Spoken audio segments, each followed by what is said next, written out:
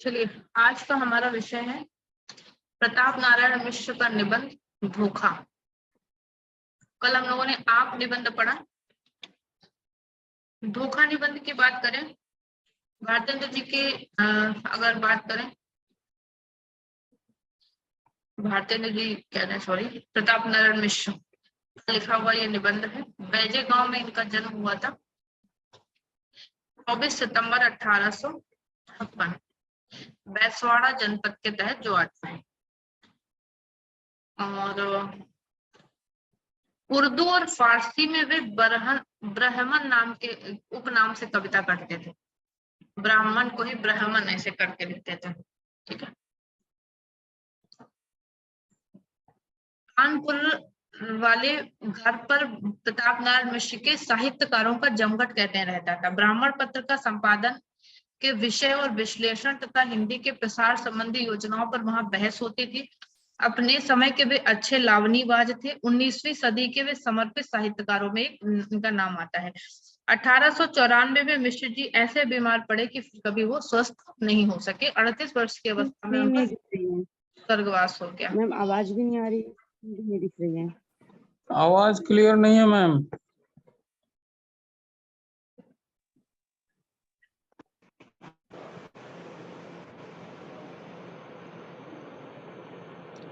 तो प्रताप नारायण मिश्र जी की बात हम लोग कर रहे थे। मिश्र जी का जन्म हुआ था 24 सितंबर 1856 को बैजे गांव, उत्तर प्रदेश में। उर्दू और फारसी में ब्राह्मण नाम से कविता करते थे। 38 वर्ष की अवस्था में 1894 में इनका स्वर्गवास हुआ। साहित्यिक योगदान की बात करें तो प्रताप नारायण मिश्र के साहित्यिक व्यक्तित्व के 3 रूप हमारे सामने आते हैं। एक निबंधकार का, दूसरा कवि का और तीसरा पत्रकार का।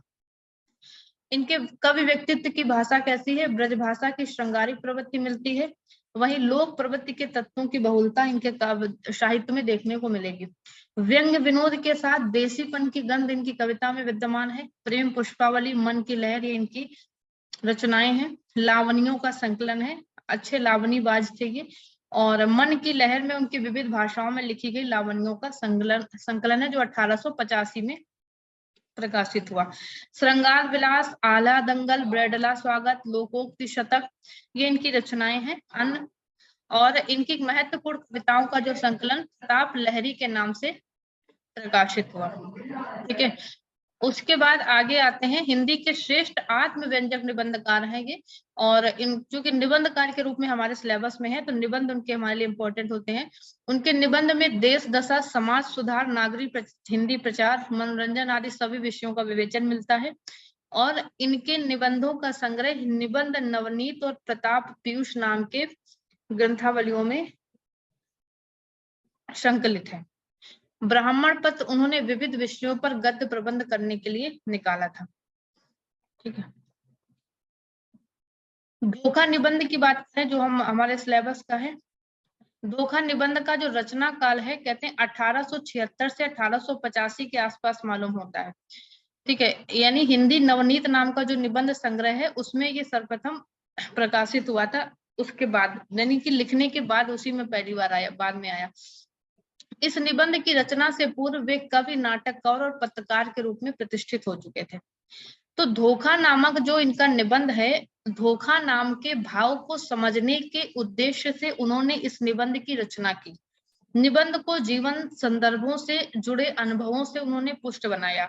अनुभव और शास्त्र को ध्यान में रखकर धोखा, भ्रम, छल आदि के बीच इन्होंने सूक्ष्म अंतर बताने की कोशिश इस निबंध के माध्यम से की है। लोक और समाज के मंगल के लिए धोखा की पहचान अनिवार्य बताते हैं। कहते हैं लोक और समाज के मंगल के लिए अगर धोखा दिया जाए तो वो चलता है। उनके व्यक्तित्व की उन्मुक्तता उनके निबंध का प्राणतत्व है, जो इनके निबंध में हम देखेंगे। धोखा क्या है? प्रताप नारायण मिश्र का एक भावपरक निबंध है। कैसा है? भावपरक। सर्वप्रथम उन्होंने धोखा और भ्रम को स्पष्ट किया है। ठीक है। और धोखा एक मनोभाव को केंद्र में रखकर लिखा गया निबंध है। भाव की गत्यात्मकता के महत्वपूर्ण पक्ष को इन्होंने सामने रखा। वे धोखा और ईश्वरी लीला के भ्रम के बीच साम्य और वैषम्य पर बल देते हैं। इस निबंध में लोक अनुभवों के प्रचलित उद्धरणों से इस बात को पुष्ट भी करते हैं। ठीक है। ये उन्होंने इस निबंध में बताने का प्रयास किया। शैली की दृष्टि से धोखा जो निबंध है विचार प्रधान भावात्मक शैली का निबंध है और उनके इस निबंध की अभिव्यक्ति की उन्मुक्तता दिखाई पड़ती है। भावात्मक आप इसको ललित निबंध की श्रेणी में भी, उसमें एक जगह हमने पढ़ा था, लिखा हुआ था ललित निबंध भी है ये, ठीक है। तो इसके हम लोग मूल पाठ पे आते हैं, क्योंकि मूल पाठ से कथन बन सकते हैं। इस पीडीएफ में आपको इसकी समीक्षा भी मिल जाएगी और महत्वपूर्ण कथन भी मिलेंगे और मूल पाठ भी मिलेगा। पीडीएफ दिख रही सभी को?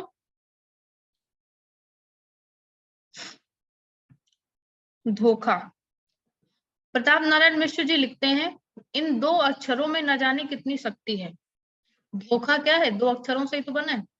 इन दो अक्षरों में न जाने कितनी शक्ति है कि इनकी लपेट से बचना यदि निरा असंभव न हो तो महा कठिन तो अवश्य है। कहते हैं धोखा जैसे इन दो शब्दों के से बचना, इसकी लपेट से बचना बड़ा मुश्किल है, असंभव समझ लीजिए। कहते हैं कठिन, अगर असंभव नहीं है तो कठिन, महा कठिन कहा उन्होंने इसको। कहते हैं कि जब भगवान रामचंद्र ने मारीच राक्षस को सुवर्ण मृग समझ लिया था, तो हमारी आपकी क्या सामर्थ्य है जो धोखा ना खाए, है ना। यानी कहने का भाव कि जब ईश्वर ने रामचंद्र जी स्वयं ही धोखा खा गए, मारीच को स्वर्ण मृग समझ लिया, तो कहते हैं हम तो एक सामान्य मानव हैं, हम लोग धोखा ना खाएं, ये कैसे हो सकता है।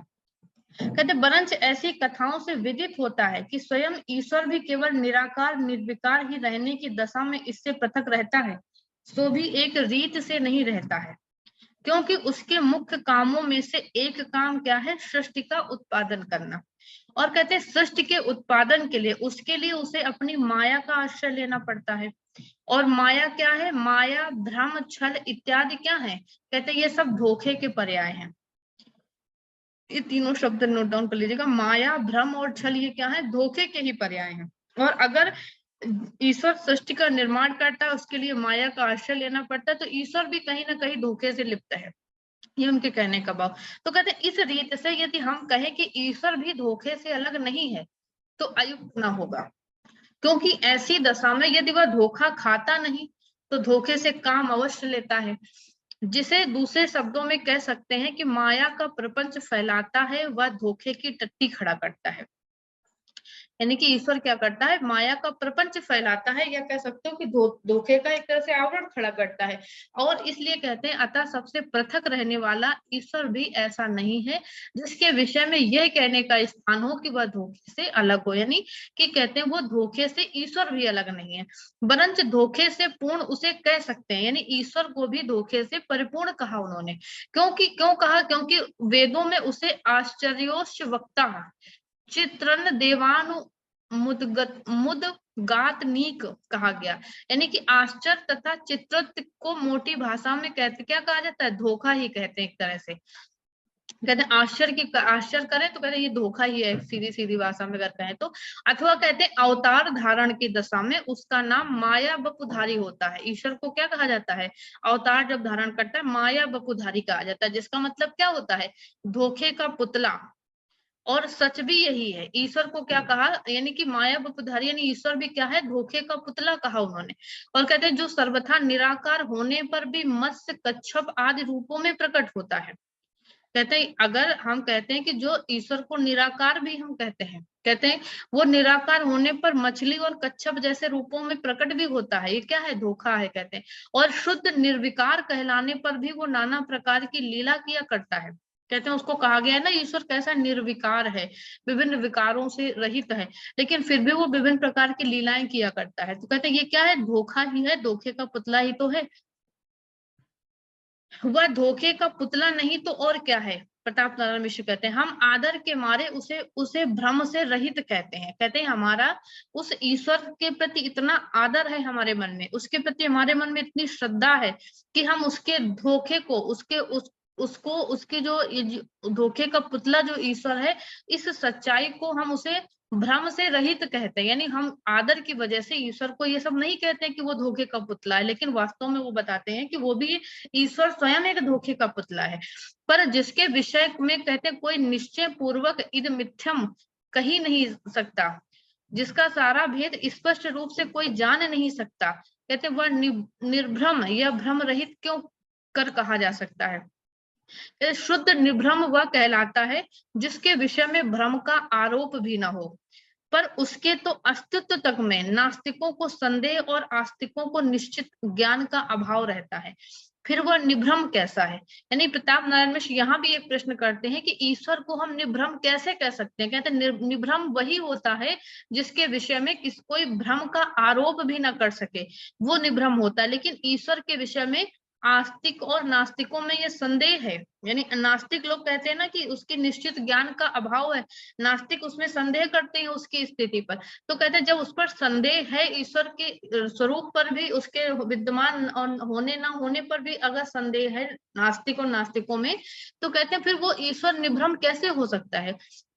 और कहते हैं और जब वही भ्रम से पूर्ण है, जब वही भ्रम से पूर्ण है, तब उसके बनाए संसार में भ्रम अर्थात धोखे का अभाव कहाँ?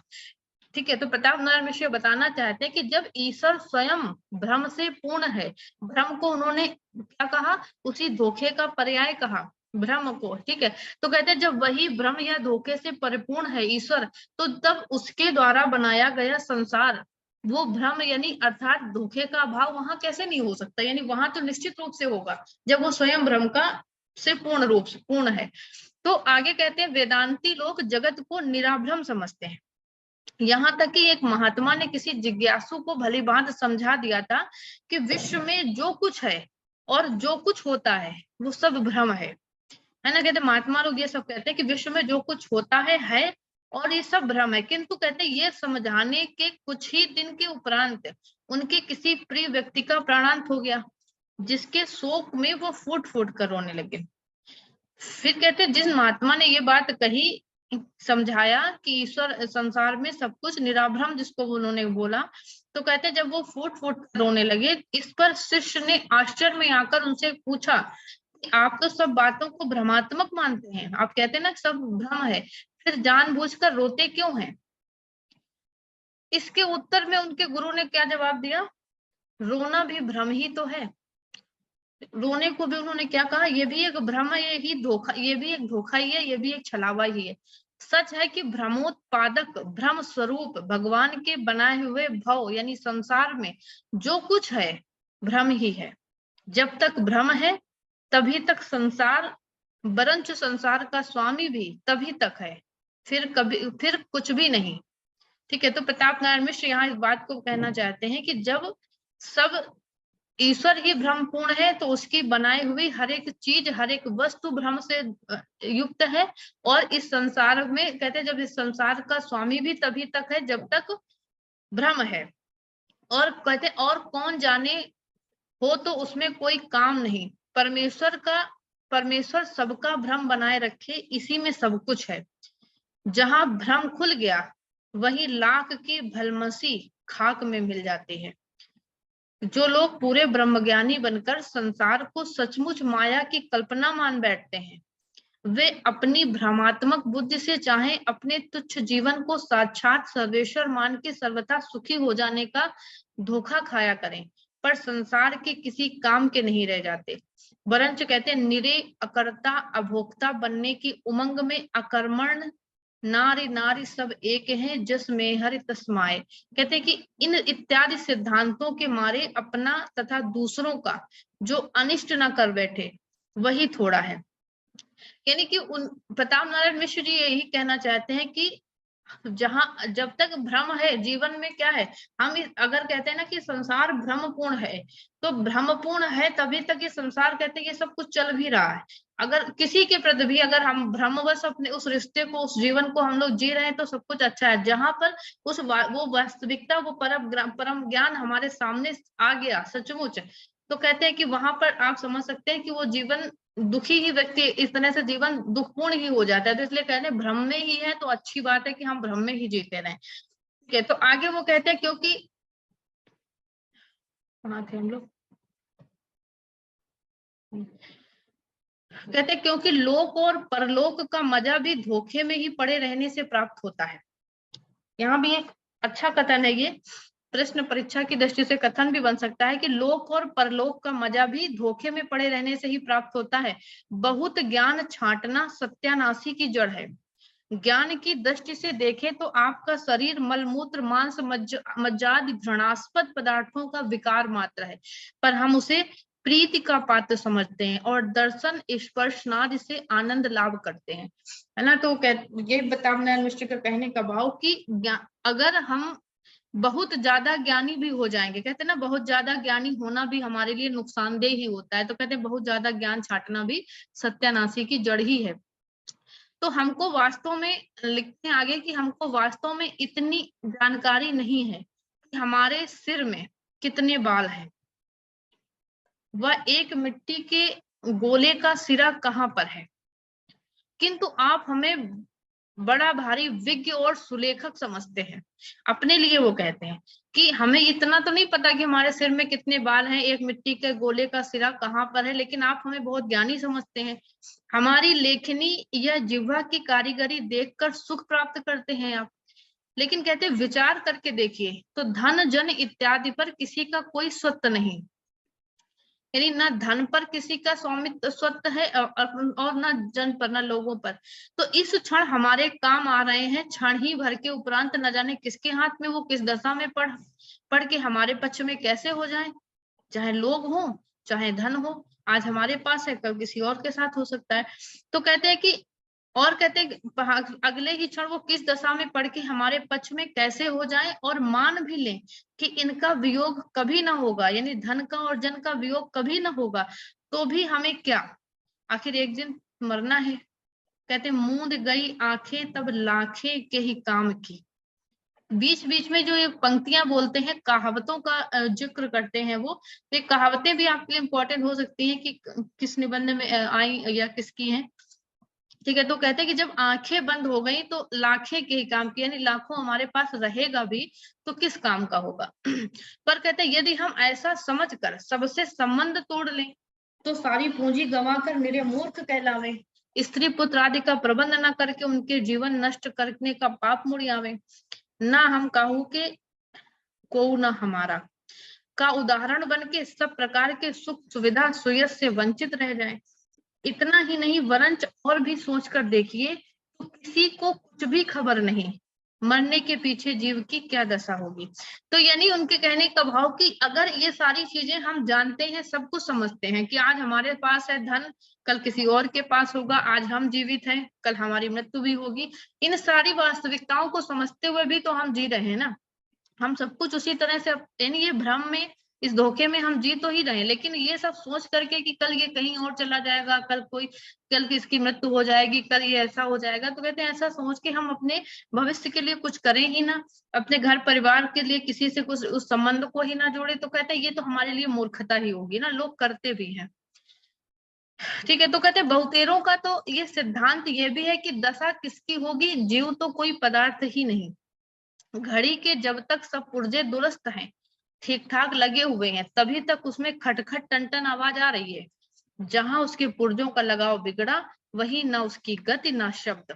ऐसे ही कहते हैं शरीर का क्रम है, हमारे शरीर का जब तक ठीक ठाक बना हुआ है, मुख से शब्द, मन से भाव और इंद्रियों से कर्म का प्राकट होता रहता है, ठीक है। तो ये भी हमारे लिए अच्छा कथन बन सकता है कि घड़ी के जब तक पुर्जे दुरुस्त हैं तभी तक ठीक है, और ठीक है, ये पैसेज इंपॉर्टेंट हो सकता है। और कहते हैं जहां इसके क्रम में व्यक्तिक्रम हुआ वहीं सब खेल बिगड़ गया, फिर कुछ नहीं, कैसा जीव कैसी आत्मा, एक रीत से ये कहना झूठ भी नहीं जान पड़ता, क्योंकि जिसके अस्तित्व का कोई प्रत्यक्ष प्रमाण ही नहीं, उसके विषय में अंततोगत्वा यूं ही कहा जा सकता है। इसी प्रकार स्वर्ग नरक आदि के सुख दुख आदि का होना भी नास्तिकों ही के मत से नहीं, किंतु बड़े बड़े आस्तिकों के सिद्धांत से अविदित सुख दुख निर्विशेष स्वरूप के अतिरिक्त कुछ समझ में नहीं आता। यानी कहते हैं जब जिस चीज को हम महसूस ही नहीं करते, जब हम उस स्वर्ग को हम समझते ही नहीं, आखिर स्वर्ग है क्या, कहते हैं ना जिसको हम महसूस ही नहीं कर सकते, जिस चीज को हम जानते ही नहीं है, जिसका कोई अस्तित्व ही नहीं है, कि जो चीजें हमें समझ में ही नहीं आती हैं, तो इन सारी चीजों का क्या मतलब है। आगे वो कहते हैं कि स्कूल में हमने भी सारा भूगोल और खगोल पढ़ डाला, पर नर्क और बैकुंठ का कहीं पता नहीं पाया। कहते हैं कि नर्क क्या है और बैकुंठ क्या है, कहाँ पर है, कोई नहीं जानता ये स्वर्ग और नर्क जो हम लोग बात करते हैं कि वो स्वर्ग पहुंचा वो नर्क पहुंचा, है ना। आज के जीवन में तो लोग कहते हैं ना कि सुख से जीवन व्यतीत कर रहा है, हंस खेल के जो अपना जीवन बिता रहा है वही स्वर्ग है ना। जो अपने जीवन में विभिन्न यातनाओं से दुखी है वही नर्क है। यही लोग इतना ही समझते हैं स्वर्ग और नर्क का मतलब, मेरे विचार से, ठीक है। तो कहते हैं आज तक हम यही नहीं समझ पाए कि नर्क और वैकुंठ का पता ही नहीं चढ़ पाया। हमने भूगोल भी पढ़ा और खगोल भी पढ़ा, किंतु भय और लालच को छोड़ दें तो बुरे कामों से घृणा और सत्कर्मों से रुचि न रखकर भी तो अपना अथच पराया अनिष्ट ही करेंगे। ऐसी ऐसी बातें सोचने से गोस्वामी तुलसीदास जी का गो गोचर जह लग मन जाई सो सच माया जाने हो भाई। और सूरदास जी कहते माया महामोहिनी मन हरन, कहना प्रत्यक्षतया सच्चा जान पड़ता है, फिर भी हम नहीं जानते कि धोखे को लोग क्यों बुरा समझते हैं। यानी बात वही आ जाती है कि कहते हैं इतना सब कुछ सब जगह, ये एक छल भी है, प्रपंच भी है ना, धोखा भी है, कहते हैं सब कुछ है, भ्रम भी है। इस भ्रम में लोग जी भी रहे, लेकिन फिर भी हम ये नहीं समझ पाए कि धोखे को लोग बुरा समझते क्यों, जब सब जगह विद्यमान है, हर चीज में विद्यमान है। ठीक है, धोखा खाने वाला, ये पंक्तियां इसलिए इंपॉर्टेंट भी, अच्छे लेवल का जैसे क्वेश्चन बन भी सकता है तो ये पंक्तियां भी पूछी जा सकती हैं कि किस पंक्ति का तुलसी की जिक्र हुआ या सूरदास की किस पंक्ति का जिक्र आया। ठीक है, ऐसे भी कहा क्वेश्चन बन भी सकता है। ठीक है, तो आगे एक इम्पोर्टेंट कथन ये आता है कि कहते हैं धोखा खाने वाला, म्यूट कर लीजिए, किसका माइक खुला है म्यूट करिए। कहते धोखा खाने वाला मूर्ख और धोखा देने वाला ठग क्यों कहलाता है।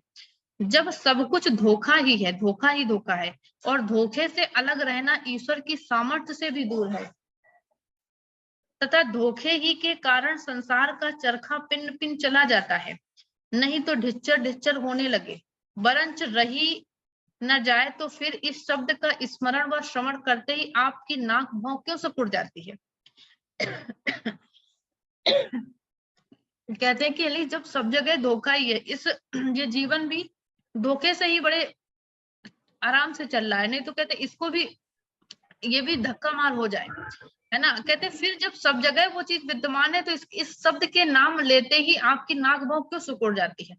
इसके उत्तर में प्रताप नारायण मिश्र जी कहते हैं कि हम तो यही कहेंगे कि साधारणतया जो धोखा खाता है वह अपना कुछ ना कुछ गंवा बैठता है, जो धोखा देता है उसकी एक ना एक दिन कलई खुले बिना नहीं रहती है, और हानि सहना व प्रतिष्ठा खोना दोनों बातें बुरी हैं, जो बहुधा इसके संबंध में ही जाया करती हैं, संबंध में ही हो जाया करती हैं। तो ये भी कहते हैं कि जो धोखा खाता है वो अपना सब कुछ गंवा बैठता है, और जो धोखा देता है एक दिन उसकी भी कलई खुलती है। तो इसी से साधारण श्रेणी के लोग धोखे को अच्छा नहीं समझते हैं। उमा जी म्यूट कर लीजिए, आपका माइक ऑन हो जाता है।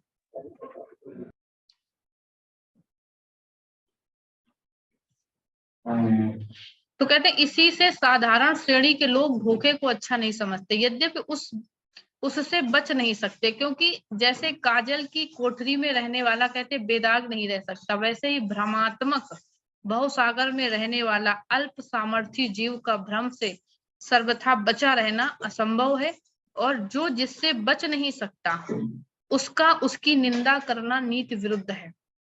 पर क्या कीजिए, कहते हैं कच्ची खोपड़ी के मनुष्य को प्राचीन प्राज्ञ गण अल्पज्ञ कह गए, जिसका लक्षण ही है आगा पीछा सोचे बिना जो मुंह पर आवे कह डालना, जो जी में समावे कर उठना, नहीं तो कोई काम व वस्तु वास्तव में भली अथवा बुरी नहीं होती है, केवल उसके व्यवहार का नियम बनने बिगड़ने से बनाव और बिगाड़ हो जाया करता है। ठीक है, यानी कहते हैं कि धोखे को अच्छा साधारण लोग अच्छा नहीं समझते हैं, लेकिन कहते हैं जैसे काजल की कोठरी में रहने वाला व्यक्ति वहां से बेदाग नहीं निकल सकता, कुछ ना कुछ कालिक उसके लगेगी ही, वैसे ही कहते हैं जब ये संसार ही, ये पूरा संसार ही ये भ्रमात्मक भव सागर ही कहते हैं, भ्रम का ही संसार है, धोखे का ही संसार है जहां हम लोग रह रहे हैं, जब वो धोखे का ही संसार है तो उससे कोई काजल की कोठरी की तरह कोई कैसे बच सकता है, और फिर उस भ्रमात्मक संसार में रहते हुए अगर हम उसकी निंदा करें तो कहते हैं ये नीति के विरुद्ध है। आगे कहते हैं परोपकार का कोई बुरा नहीं कह सकता, परोपकार को कोई बुरा नहीं कह सकता, पर किसी को सब कुछ उठा दीजिए तो क्या भीख मांग के प्रतिष्ठा अथवा चोरी करके धर्म खोइएगा? वह भूखों मर के आत्महत्या के पाप भागी होइएगा? कहते हैं कि अगर लोग कहते हैं परोपकार को सभी अच्छा कहते हैं, धोखे को बुरा कहते हैं, तो परोपकार में आप अपना सब कुछ दे दीजिए। कोई आपसे मांगने आया, अपनी प्रतिष्ठा, धर्म, सब कुछ दान कर दीजिए। जो आपके लिए भूखों मरने की स्थिति आ जाए, लेकिन आप परोपकार करते रहिए, सबको दे दीजिए, तो क्या ये आपके लिए सही होगा? आत्महत्या के पापी होंगे, अब पाप के भागी आप नहीं होंगे। या यूं किसी को सताना अच्छा नहीं कहा जा सकता, यानी किसी को सताना अच्छा नहीं कहा सकता, पर यदि कोई संसार का अनिष्ट करता हो, उसे राजा से दंड दिलवाइए, आप ही उसका दमन कर दीजिए, तो अनेक लोगों के हित का पुण्य लाभ होगा। यानी वो कहते हैं कि अगर कोई चीज हमारे लिए कष्टकारी है, समाज के लिए कष्टकारी है, और वो लोगों को दुख दे रहा है, उसके लिए अगर हम उसको दंडित कराते हैं, तो वो हमारे लिए धोखा नहीं होगा, वो हमारे लिए छलावा नहीं होगा, उससे हमें लाभ मिलेगा, पुण्य लाभ मिलेगा। एक और 2-3 उदाहरण देके कहते हैं घी बड़ा पुष्टिकारक होता है। घी कहते पर 2 सेर पी लीजिए तो कहते उठने बैठने की शक्ति ना रहेगी। घी कहते पुष्टिकारक होता है, लेकिन आप सामर्थ्य के बाहर जितना उसको लेना होता है उससे ज्यादा आप ले लेंगे तो आपके अंदर क्या सामर्थ्य रह जाएगी? नहीं रह जाएगी, आपके लिए नुकसानदेही होगा। सखियां और सींगियां क्या है? विष हैं, प्रत्यक्ष विष हैं, किंतु उचित रीत से शोध करके सेवन कीजिए तो बहुत से रोग दुख दूर हो जाएंगे इसके। अगर सखिया और सींगिया कहते क्या है कि विष होता है, लेकिन अगर इसका शोध करके अगर इसका सेवन किया जाए तो बहुत से रोगों को भी दूर करता है। यही लेखा धोखे का भी है, यानी एक बार धोखा खा के धोखेबाजी की हिकमतें सीख लो और कुछ अपनी ओर से झपकी फुदनी जोड़कर उसी की जूती उसी का सिर कर दिखाओ तो बड़े भारी अनुभवशाली बरंच गुरु गुड़ ही रहा, चेला शक्कर हो गया का जीवित उदाहरण कहलाओगे। और कहते यदि इतना ना हो सके तो उसे पास ना फटकने दो तो भी भविष्य के लिए हानि और कष्ट से बच जाओगे। कहते हैं ऐसे लोगों से या तो उसको पास ही ना फटकने दो, या तो उनसे धोखेबाजी भी कुछ हद तक सीख लो और उसी की जूती उसी के सिर पर दे मार के दिखाओ, यानी वो जैसी चाल वो चल रहा उसी के चाल तुम करके उससे बच भी सकते हो। आगे कहते यूं ही किसी को धोखा देना हो तो इस रीत से दो कि तुम्हारी चालबाजी कोई भांप ना सके। तुम्हारा बलि पशु यदि किसी कारण से तुम्हारे हथकंडे ताड़ भी जाए तो किसी से प्रकाशित करने के काम का न रहे, फिर बस अपनी चतुरता के मधुर फल को मूर्खों के आंसू और गुरु घंटालों के धन्यवाद की वर्षा के जल से धोकर स्वाद पूर्वक खा। इन दोनों रीतियों से कहते किया गया धोखा बुरा नहीं है, और लोग आजकल ऐसे ही धोखा देते हैं। कहते अगले लोग कह गए कि आदमी जो कुछ हो के सीखता है, अर्थात धोखा खाए बिना अकल नहीं आती। म्यूट कीजिए भाई प्लीज, जिसका भी माइक ऑन है। उमा जी का माइक बार बार क्यों म्यूट हो जाता है? अनम्यूट। मैडम ये गलती से हो रहा है बार बार, क्या पता कैसे, मैं बंद भी कर रही हूँ फिर हो रहा है। आपका ही हो जाता है, पता नहीं कुछ कारण हो रहा है, आप ध्यान थोड़ा सा देख लीजिए, बार बार उसको चेक करते रहिए। 5 मिनट की क्लास बची, ठीक है।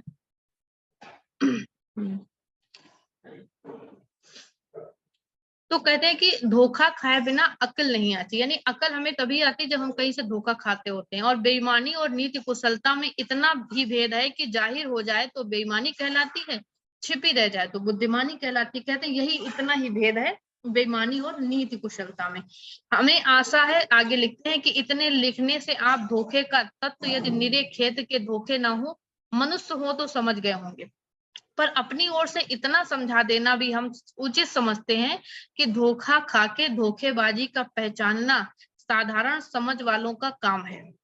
इससे जो लोग अपनी भाषा, भोजन, भेष भाव और भ्रातृत्व को छोड़कर आपसे भी छुड़वाया चाहते हैं, उनको समझे रहिए कि स्वयं धोखा खाए हुए हैं और दूसरों को धोखा देना चाहते हैं। ऐसों से बचना परम कर्तव्य है। जो पुरुष एवं पदार्थ अपने ना हो वह देखने में चाहे सुशील और सुंदर हो पर विश्वास के पात्र नहीं है, उनसे धोखा हो जाना असंभव नहीं है। बस इतना स्मरण रखिएगा तो धोखे से उत्पन्न होने वाली विपत्तियों से बचे रहिएगा। नहीं तो हमें क्या, अपनी कुमति का फल अपने ही आंसुओं से धो और खा। क्योंकि जो हिंदू होकर ब्रह्म वाक्य नहीं मानता वो धोखा खाता है। ब्रह्म वाक्य किसके लिए कहा? प्रताप नारायण जी स्वयं ब्राह्मण थे, इसलिए उन्होंने ये अपने लिए कहा कि ब्राह्मण की बात हिंदू होकर भी नहीं मानता वो धोखा ही कहता है। ठीक है, तो इसमें कुछ व्याख्या जो वैसे शब्द हैं उनके व्याख्या का भी भाग दिए गए हैं इस पीडीएफ में, तो व्याख्या भी आप लोग कर सकते हैं। शब्द ऐसे आए हैं जिनका अर्थ ना मालूम हो, वो भी यहाँ पे दिए गए हैं। इदम मिथ्यम बिल्कुल सही, ग्रंथ बल्कि, माया बपुधारी, है ना, ये इस पीडीएफ में आपको मिल जाएंगे और अन्य चीजें भी हैं। तो ये था प्रताप नारायण मिश्र का निबंध धोखा, इसकी पीडीएफ आपको ग्रुप में मिल जाएगी। और आज की हमारी जो क्विज का विषय है वो धोखा और आप दोनों निबंधों से कुछ क्वेश्चन है, ज्यादा तो नहीं है, 15-20 क्वेश्चन 15 तक होंगे जो मैंने बनाए हैं। समय के अभाव में इतने ही क्वेश्चन आप तक पहुंच पाएंगे, तो आपका रिवीजन होता रहेगा बस। ठीक है, तो आज इतना ही। कल इसके आगे जो भी बाल मुकुंद गुप्त का शायद लगा हुआ है ना, शिव शंभू के चिट्ठे, वो पढ़ेंगे।